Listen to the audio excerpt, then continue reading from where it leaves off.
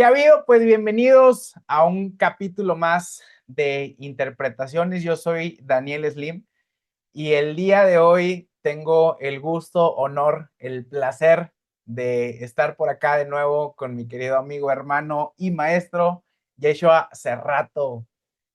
Hermano, bienvenido. Un gusto, hermano, estar aquí nuevamente contigo.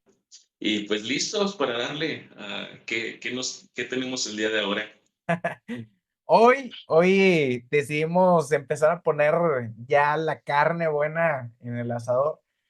Este libro es un libro que en lo personal me movió muchísimo en mi sentido de vida, en cómo logro entender la vida, cómo me logré entender yo.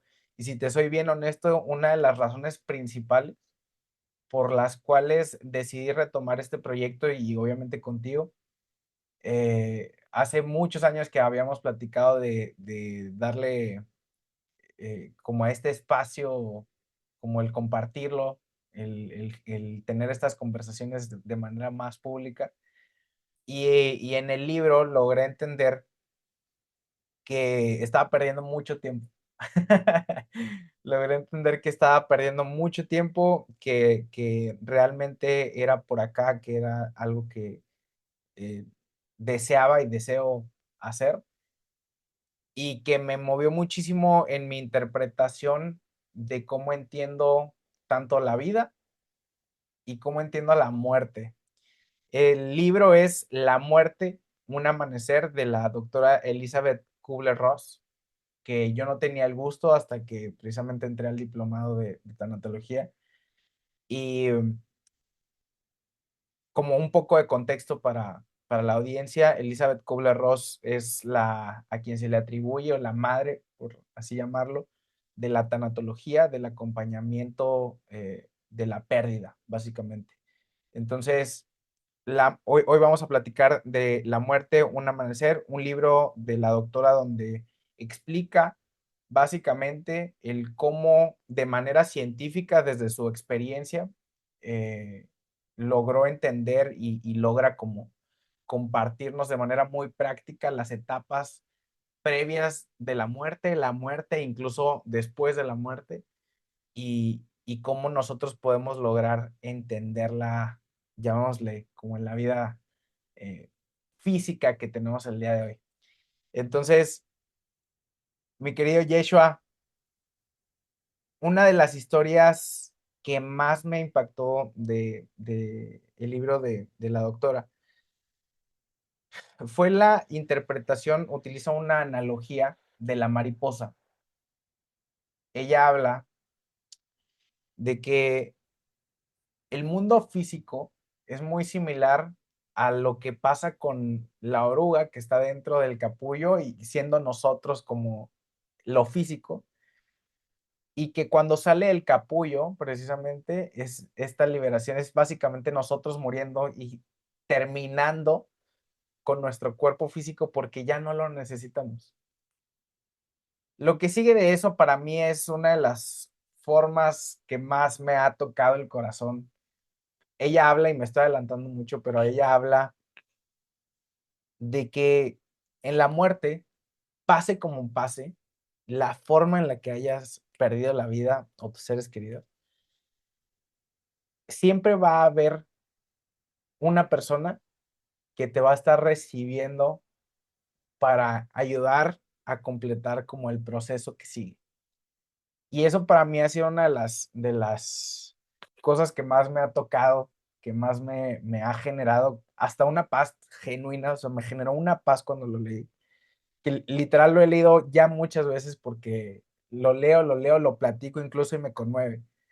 El saber que la persona que más te amó en vida física y que ya hoy no está físicamente, insisto, y que es ella precisamente quien viene a recibirte justo cuando estás cambiando este proceso, cuando estás saliendo del capullo, cuando pierdes la vida física, me pareció hermoso, me hace muchísimo sentido con luego muchos testimonios que tanto ella comparte en su libro, así como luego hemos escuchado esta típica historia ya hasta hollywoodense, donde cuando pasas por el túnel, pues todo es perfecto, te recibe precisamente aquellas personas que amaste en vida y que ya no están físicamente.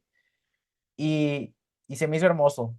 Me pareció una forma de resignificar y de entender la muerte muy diferente, principalmente porque en lo personal tengo una muy buena relación con las personas que hoy ya no están en vida, ¿me explico? Y en lo personal yo siempre la siento muy cerca y la siento como estos ángeles de la guarda. Y el saber, hablando desde el enfoque de la doctora Elizabeth Kubler-Ross, saber que están ahí incluso después de este proceso de muerte física para llegar a lo que sigue, pues wow, o sea, me genera una paz desde esta parte del preguntarme qué sigue después de la muerte, ¿no? Y que me permite también tener como esta paz eh, y esta fe, y que lo más importante en sus palabras ni siquiera se trata de religión, no se trata de algo más grande, de ella lo pone en palabras como Dios, a mí me hace sentido de esa forma, pero ni siquiera es un tema de religión, y esa es la parte que más me encanta, que con miles de testimonios ha logrado encontrar que no es un tema, insisto, ni de religión, ni es una proyección del inconsciente, que eso también me encantó el cómo lo justifica.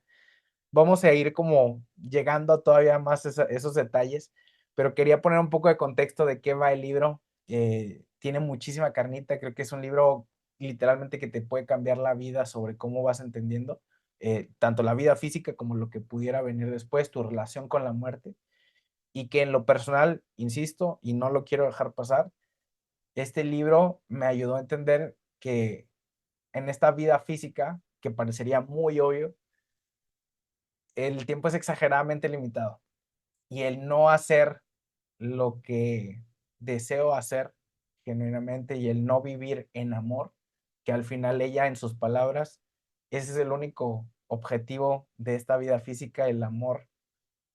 Eh, para mí esto es responder hacia eso, el vivir en amor, el compartir de manera amorosa a todo el mundo desde mi esencia, desde lo que considero mi propósito, me parece una de las formas más hermosas de vivirse, y que en lo personal hoy tomé esa decisión a raíz de leer este libro. Así de fuerte cambió mi vida.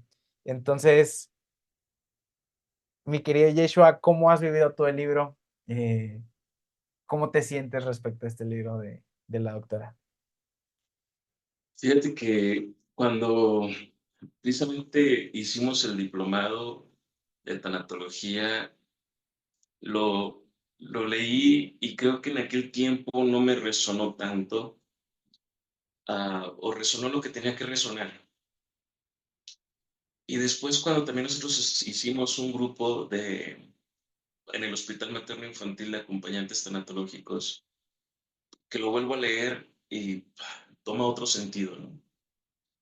Em, Me considero una persona muy soñadora y, y que ahora lo vuelvo a ver y lo vuelvo a leer, ahora precisamente con el diplomado de tanatología en el que te encuentras, eh, y que hubo oportunidad ahí de ser también catedrático del diplomado. mm, Me hace todavía más revuelo, ¿sabes? El cómo vivirlo desde otro lugar, y creo que también estando yo en otro lugar, en otra circunstancia, en otro momento. Y precisamente leyendo también el libro del doctor Víctor Frank, comentando también la doctora Kubler-Ross que cuando ella era adolescente fue también poder ver dónde estuvieron las cámaras de gas, dónde estuvieron todos ahí prisioneros, y todavía el oler es ese olor característico de esa situación tan compleja que se vivió, eh, y que se cuestionaba ella precisamente cómo es que había tanta deshumanización. ah, y en él este punto de encontrar el sentido de vida que diría Víctor Frank, y donde precisamente como lo comentas para la doctora, el sentido era este punto del acompañamiento. Decía en el libro, busqué a Dios y no lo, buscaba mi alma, primero dice, buscaba mi alma y no la escuché, no la vi, no me vio. Buscaba a Dios y pareciera que no me escuchó. Y cuando vi al prójimo, cuando acompañé al otro, es donde lo descubrí. Ah, entonces creo que a veces ha sido complejo, en mi experiencia ha sido como, yo cuando era adolescente yo era muy tímido, o sea, era muy, no tan fácil podía conectar o relacionarme o platicar con la gente. Y cuando ahora comento yo que yo era tímido, que soy tímido, pues se ríen de mí, ¿verdad? Como decir, ay, no manches, o sea, si tienes esa facilidad de palabra y creo que una cosa es la facilidad de palabra y otra cosa, como en su momento en el diplomado lo hablábamos, podemos llegar a vincular a y no necesariamente el vincularnos es tener un encuentro.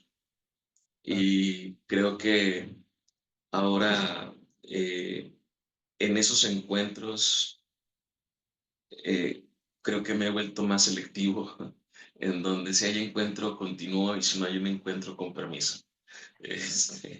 Y que creo que es en todo sentido.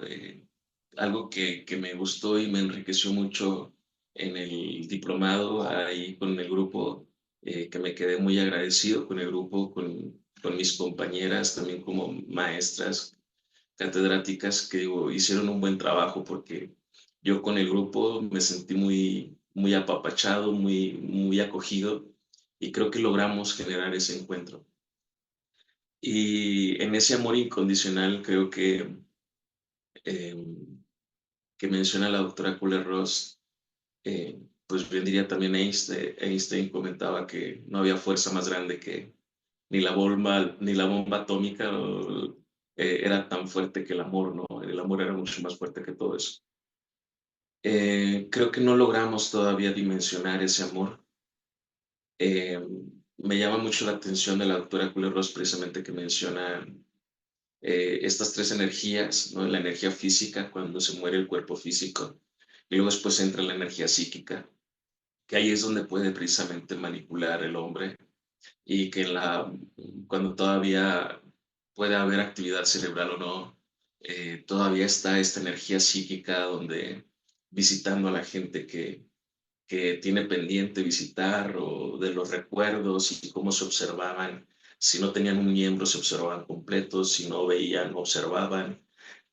Cómo en ese estado etérico, menciona, están completos y hay muchas experiencias y también comenta muchos casos de este tipo.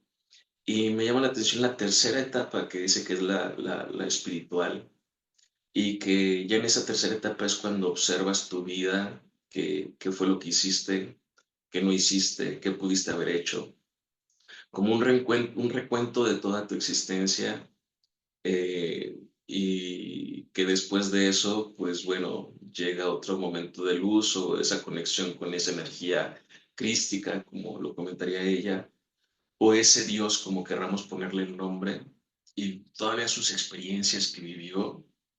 eh, y que ahí precisamente observabas qué te limitó en la vida.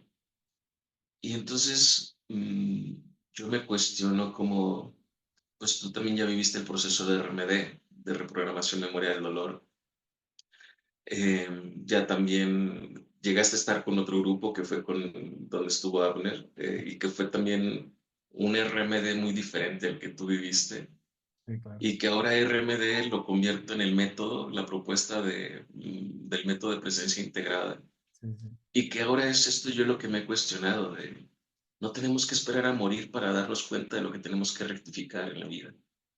claro, Y es ahí esa la propuesta que yo manejo. O sea, no esperemos a tener que irnos para tratar de rectificarlo, sino que podamos rectificarlo a conciencia.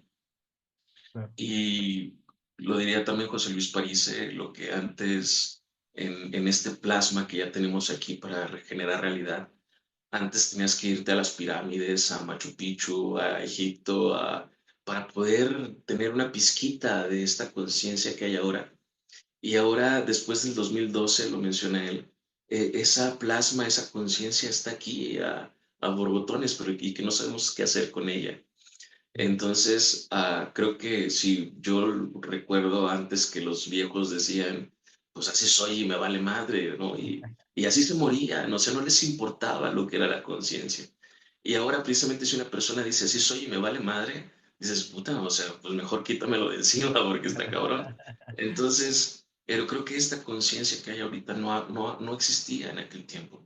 Si hablamos precisamente de Víctor Frank en el Holocausto, como cuando termina y son liberados, que fue en 1944-1945, que la doctora Kubler-Ross era una adolescente, y luego que la doctora Kubler-Ross este libro lo publica en 1977, 1982, cuando nací yo, eh, ah, y que fallece, si no mal recuerdo, la doctora Kubler-Ross en el 2004.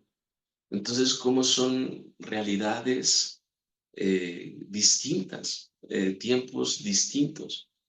Y que para mí siempre que me he preguntado y cuestionado qué es la vida, por qué estamos aquí, qué estamos haciendo aquí, y el leer a estos personajes, estos autores, estos genios que tuvieron el contacto con la vida, tanto Víctor Frank en toda esa situación tan caótica viviéndola, eh, la doctora Kubler-Ross, estar con los moribundos, con los esquizofrénicos, eh, creo que son personas que es difícil que puedas decirle que tienen, que no tienen razón o que están errados si estuvieron ahí palpando, oliendo, viviendo la realidad cruda. Entonces, es muy gratificante leerlos y a la vez como que con todas estas inquietudes mías, me dan todavía como fundamento, herramientas en dónde quedaron ellos y para mí todavía como generar más allá en esa propuesta de no quedarnos en el esperar a morir, como para poder ver en qué la cagamos, en qué no, en qué la Ajá. regamos, qué hay que hacer, sino que por qué no hacerlo en este momento. Y que me hace tan rico cuando dice, y algo tengo que decir algo, y el decir que la muerte no existe. Ajá. Entonces, también eso con una amiga allá en España, con Ángeles, que es la que, ah, quien diseñó, quien generó lo que fue el método de reprogramación memoria del dolor y que ahora yo lo voy transformando y lo pongo en el método de presencia integrada. Ángels comentaba también esto, de que la muerte no es real.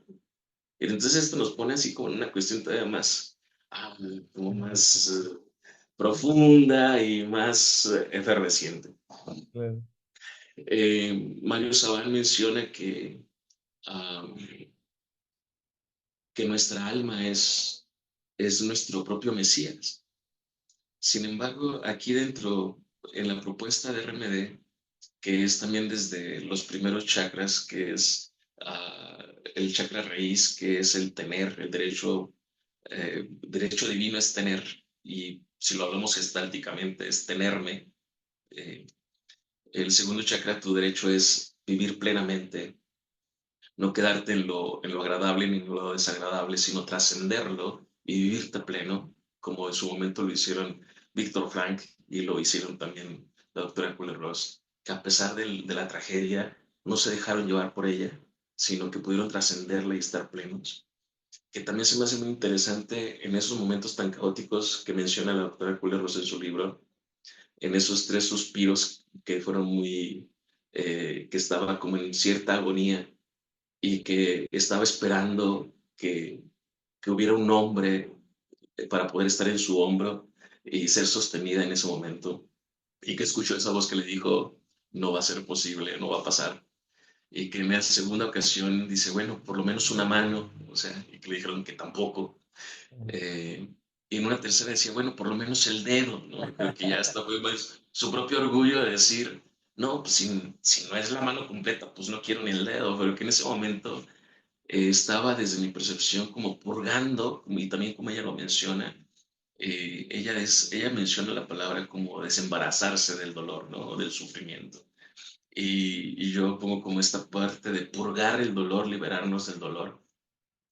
Y cuando ella se permite abrazar el dolor y dejar de resistirse a ese dolor, es cuando se le quita todo ese sufrimiento que estaba pasando y toda esa agonía.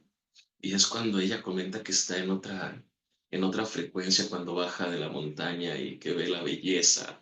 Ah, comenta que hasta al caminar no quería ni pisar las piedras, por no querer dañarlas. Y que ella menciona que hasta en ningún momento tocó el piso.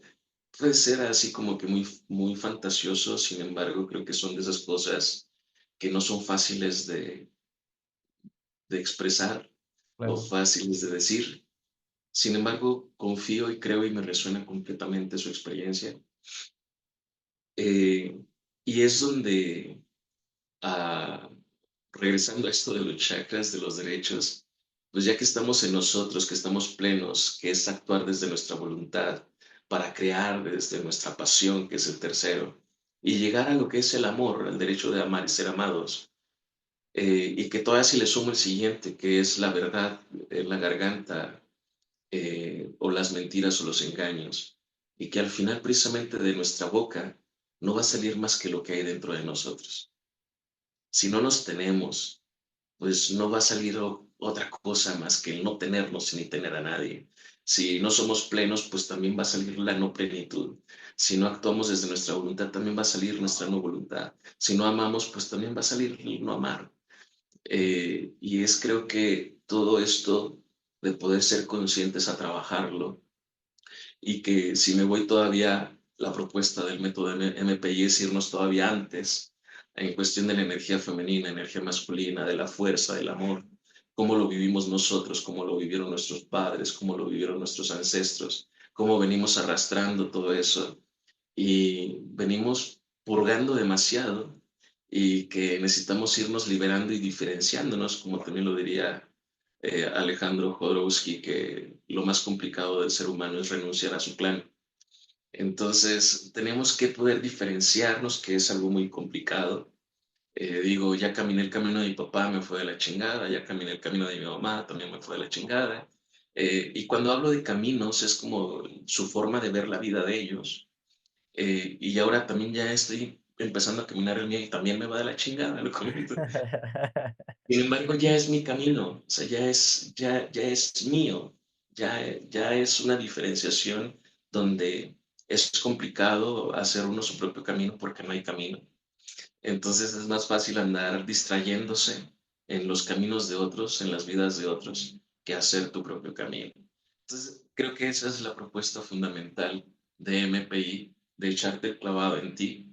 Y como esta frase que decía Jesús, de yo soy el camino, la verdad y la vida, y quien quiera llegar al Padre no es más que por medio del Hijo. Entonces creo que esa conciencia crística todos las tenemos, como lo menciona la doctora Kubler-Ross, y al final cada uno de nosotros somos nuestro propio camino, nuestra propia verdad y nuestra propia existencia, nuestra propia vida. Y no hay forma de llegar a Dios más que por nosotros mismos. Entonces, es todo esto, a grosso modo, es como la propuesta de MPI. Qué chulada. Fíjate que ahorita que te escucho como desarrollar sobre la parte del libro, tanto el método con el que sé que has desarrollado por años y cada día que tengo el gusto de platicar contigo, agregaste algo, puliste algo, quitaste algo que ya a lo mejor no te hace tanto sentido. Me parece que es el ejemplo más claro del cómo funciona el desarrollo propio, que es a lo mejor herramientas que funcionaban, que te funcionaban en algún momento, no necesariamente tienen que funcionar hoy. A lo mejor hay que agregar una nueva, a lo mejor la que ya tenías hay que pulirla, agregar un enfoque.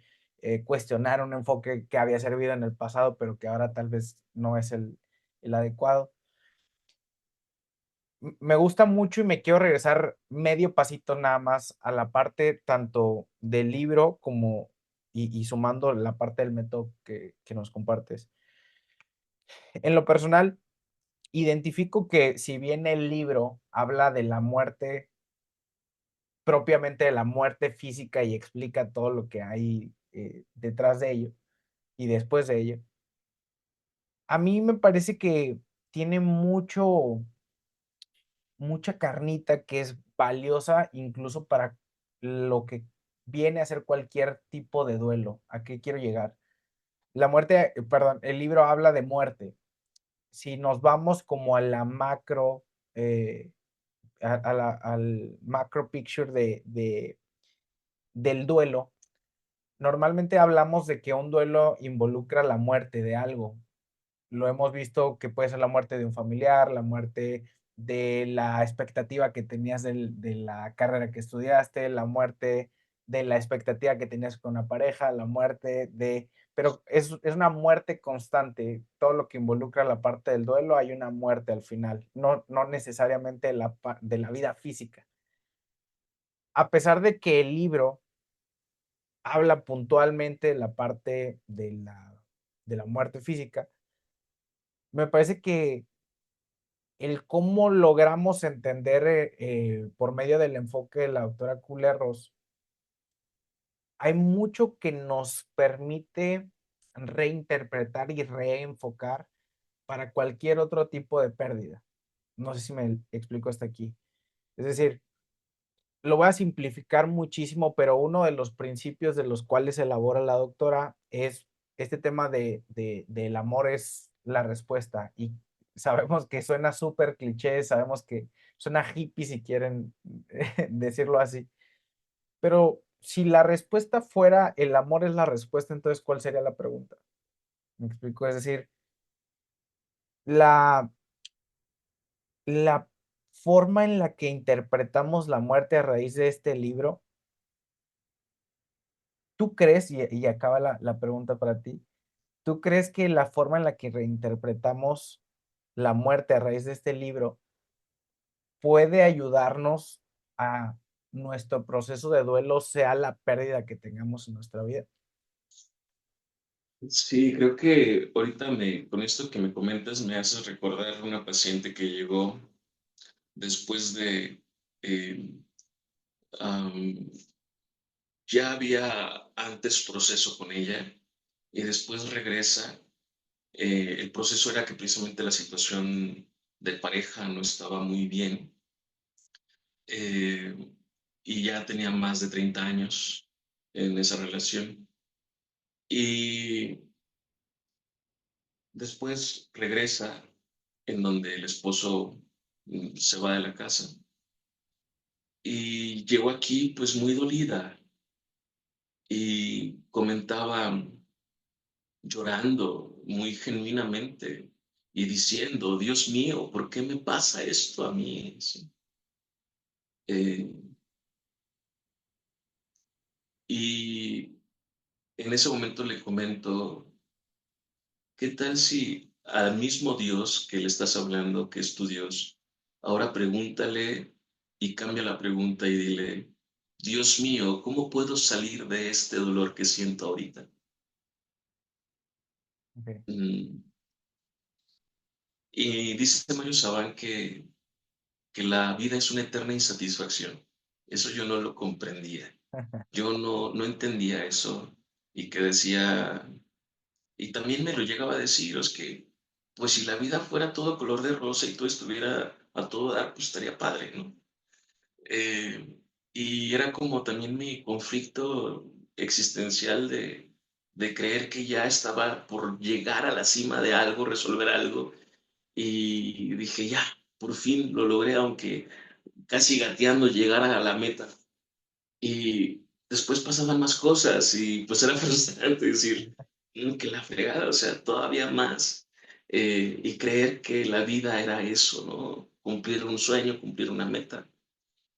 Y para mí fue muy frustrante. eh, Y al escuchar a Mario Sabán me da sentido completo de que sí, definitivamente la vida es una eterna insatisfacción. Comenta también Purna, mi maestra de meditación, que para la cabeza, para la mente siempre va a faltar algo. Nunca le vas a dar gusto a la mente. Siempre va a faltar algo. Entonces me va haciendo sentido todo esto. eh, y regresando a la paciente, yo al estarle acompañando y ver todo esto era como decir, si le digo a la vida, por Dios mío, ¿por qué me está pasando esto a mí? Como desde siendo víctima de las circunstancias, como decíamos ahorita de la doctora Kubler-Ross, de en su, en su agonía, en su dolor que estaba validando todas las muertes que había acompañado, que ella esperaba un hombro y que le dijeron no, esperaba una mano y le dijeron tampoco, y ella decía, por lo menos un dedito y tampoco, ¿no? O sea, hasta precisamente asumir que ella misma podía por sí misma. Entonces creo que eso en estos días lo he estado experimentando, de que en mi persona yo siento que soy muy apasionado en todo, o sea, en mi relación de pareja, con mi familia, en mi trabajo, en todo siento que me desbordo por completo y eso ha sido un problema para mí, porque después me pierdo y me olvido de mí. Y es Claro, donde comento, siento que nos han ido, o sea, nadie nos ha enseñado a cuidarnos, a ver por nosotros, siempre es cuidar a alguien o ser cuidado por alguien. Sin embargo, creo que no hemos aprendido a sostenernos por nosotros mismos y precisamente ir hacia frente por nosotros. Lo hemos visto o escuchado mucho tiempo como qué egoístas somos. Sin embargo, creo que es importante eh, poder llegar a observarnos y regresar a nosotros mismos, porque al final nadie va a hacer lo que te corresponde hacer a ti, nadie va a ayudarte, nadie va a salvarte como lo viéramos en cuestiones religiosas, ¿no? De esperar a que baje otra vez Jesucristo o que regrese como para que nos salve. Es como que una idea muy absurda. Eh, y Y creo que ese, ¿por qué me pasa esto a mí? Es como estar cavando un hoyo, echarla, aventar la pala y aventarte al hoyo y esperar que alguien te salve, ¿no? O sea, y creo que precisamente ahí en el libro de la doctora Kubler-Ross, o sea, ni Dios te salvó de esa, ¿no? O sea, y si llega alguien a quererte salvar, cuídate un chingo porque te va a madrear, te va a fregar, o sea, no lo está haciendo de okis, ¿no? O sea, va a tener un precio. Eh, Y creo que necesitamos hacernos buenas preguntas de la vida.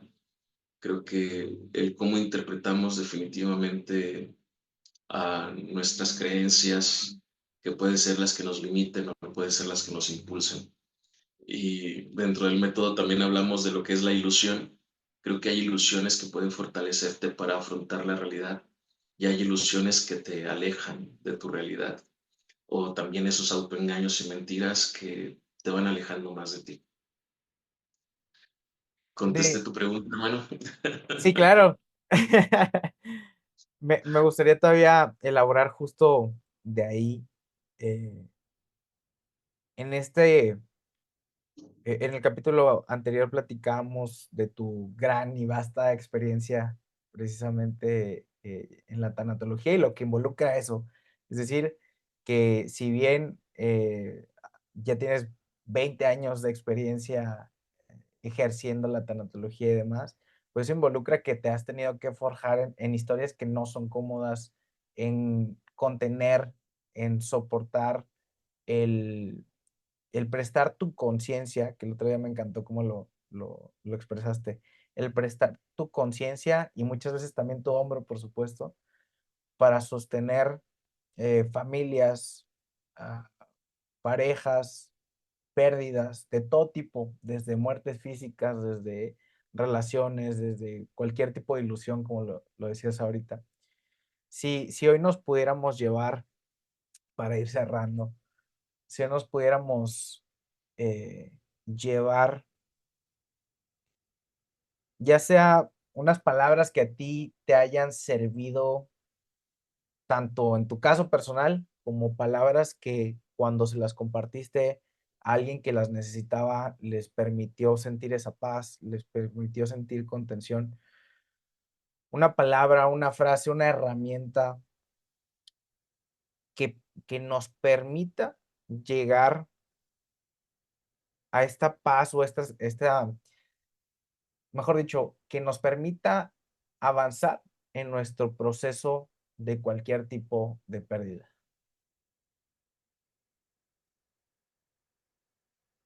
Am, Creo que me he topado con muchas cosas, desde personas que no tienen herramientas para poder elaborar sus duelos. Creo que en su momento yo también fui una de ellas, donde creo que cuando me divorcié de la mamá de mi hija, la más grande, fue quedarme ahí en esa depresión, porque fue también no poder ver a mi hija en Navidades, sus cumpleaños, en los míos, días del padre, días de la niña, del niño. Eh, y eso fue creo que lo más doloroso que pude haber vivido en mí mismo, en ir trascendiendo esas pérdidas, que era también todavía, era cuando estaba estudiando apenas la licenciatura. Creo que también, pues, las carencias propias, creo que al final nuestras carencias son las que nos condenan. Y si no sabemos trascender y reconocer y trascender esa carencia para nuestra chinga. O sea, entonces, también me gusta mucho la mirada de Anthony de Melo, que comenta que una persona no va a salir de donde se encuentra hasta que sea arte. Se le... ¡Wow! Pegaste ahí. Fuerte. Entonces, creo que también es aquí por eso la propuesta del método. Eh, Anthony de Melo menciona que lo primero que tenemos que aceptar es que no queremos despertar. Nos maneja precisamente como una sociedad infantil, que no quiere madurar, que no quiere crecer. Yo también reconozco haberlo vivido de esa manera.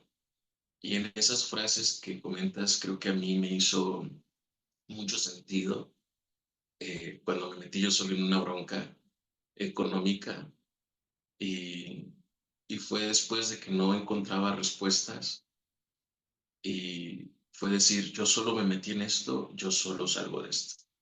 Y fue precisamente el decir, yo soy suficiente para mí y conmigo basta. Fue como que saliera esa bestia mía, de decir, a ver cómo chingados le haces, pero me tienes que sacar de aquí, ¿no? A mí mismo, ¿no? Y esas dos frases fueron, creo que me ayudaron mucho en yo soy suficiente para mí y conmigo basta. Eh, y a veces se comenta que nada más necesitamos 20 minutos 20 segundos de valentía, ¿no? Porque ya una vez que avanzas ya no puedes echarte para atrás. Entonces, no requieres tanto de ser valiente, solamente 20 segundos. Y es eso, date chance de esa valentía de afrontar lo que te da miedo. Creo que es inevitable. El miedo paraliza, el miedo te hace que agredas o que violentes o te hace huir, ¿no? Y creo que es donde en esta propuesta del método es ir generando presencia, es ir recuperándonos a nosotros, que por tantas heridas hay muchas, estamos muy fragmentados, que precisamente por esa misma fragmentación no podemos afrontar la realidad. Y conforme vamos rescatando esos fragmentos, la bestia, la energía, ya no está cuidando al ego, sino ahora recuperamos esa energía a favor para afrontar la vida y poder ir eligiendo cada vez a nuestra alma, aunque no la comprendamos del todo, pero es ese Pepe Grillo que está ahí constantemente diciéndote por dónde. Eh, y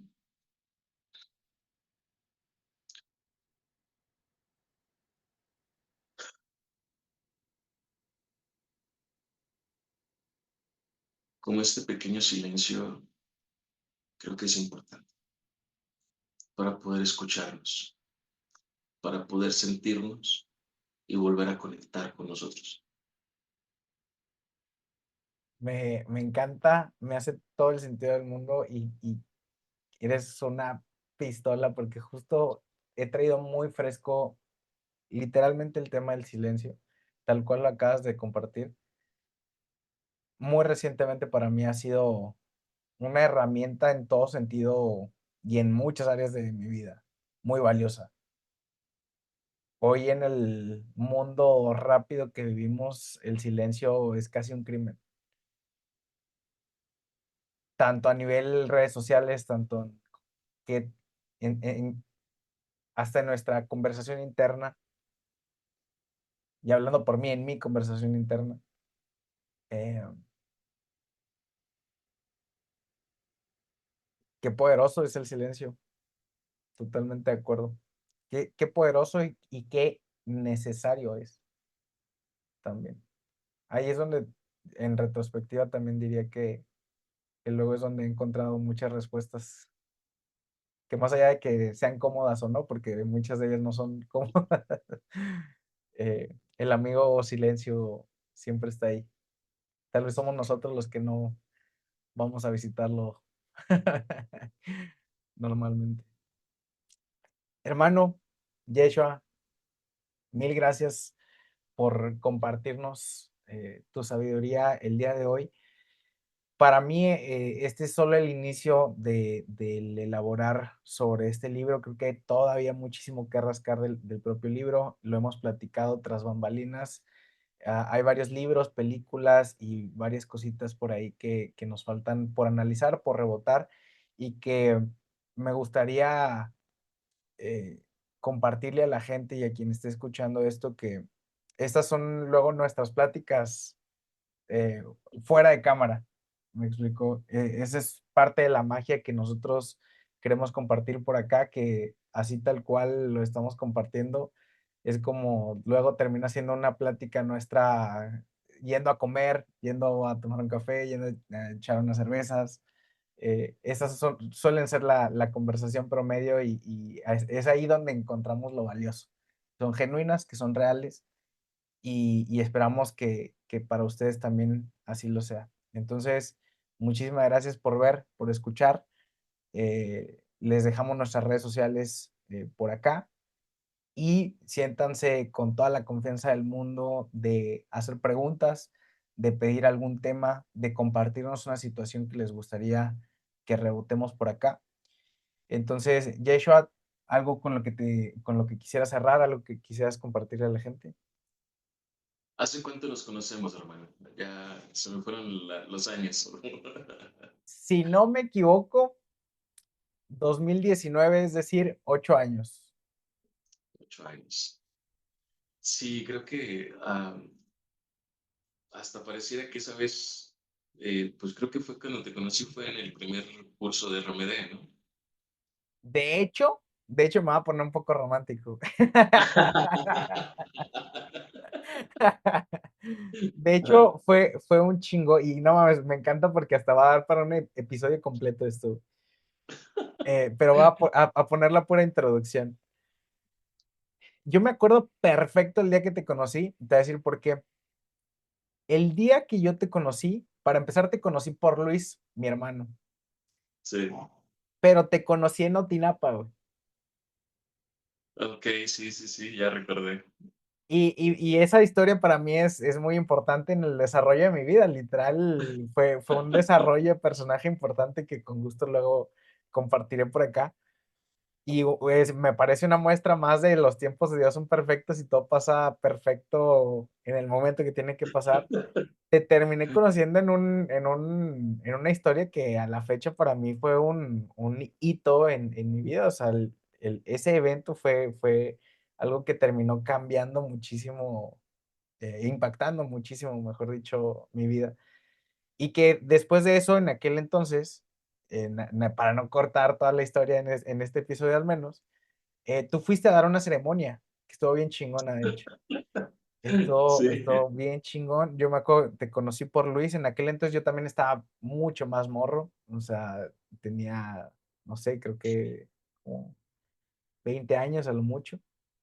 Y en aquel entonces pues estaba enfocado en otras cosas. Recuerdo haberte conocido, recuerdo habernos saludado y después, si no me equivoco, de nuevo recurro a Luis porque le pedí a alguien de confianza con quien tenía que resolver unos pedillos, dirían por ahí, ¿no? Entonces me dijo, güey, pues ahí está Yeshua y luego platicamos. Ya te había conocido muy en lo corto, pero en aquel entonces creo que habíamos generado al menos una confianza muy rápido y empezamos a trabajar, después RMD y de ahí cuántas cosas no hemos hecho.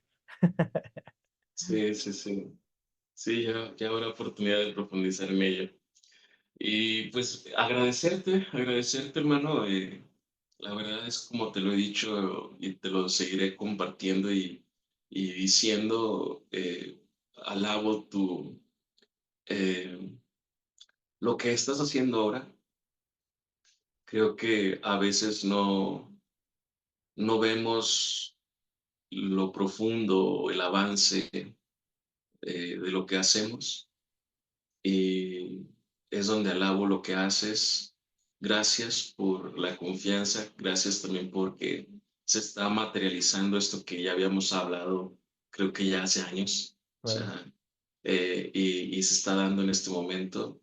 Gracias por la confianza, gracias por el espacio, gracias por tu compromiso que estás teniendo contigo, ah, porque creo que das lugar a que pasen también estas cosas Claro. y quiero alabarlo y reconocerlo y agradecerte.